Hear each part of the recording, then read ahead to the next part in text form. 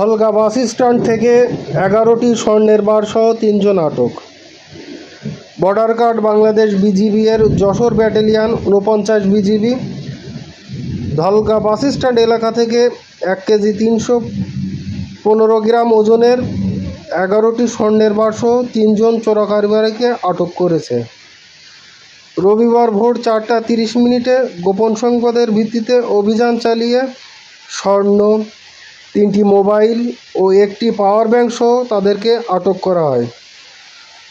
আটককৃতদের pocket ও মানিব্যাগে বিশেষভাবে লুকানো অবস্থায় স্বর্ণের বারগুলো পাওয়া যায়।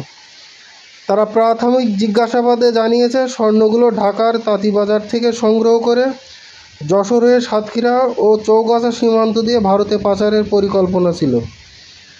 আটককৃতরা হলেন মোহাম্মদ আতাইলাহি জীবন, বয়স 35, ব্রাহ্মণবাড়িয়া; আবুল কালাম আজাদ, বয়স 46, জেলা গাজীপুর; ও শ্রী রামপ্রসাদ মণ্ডল, বয়স 28, জেলা বগুড়া। উদ্ধারকৃত মালামালের আনুমানিক বাজার মূল্য প্রায় 1,92,93,930 টাকা।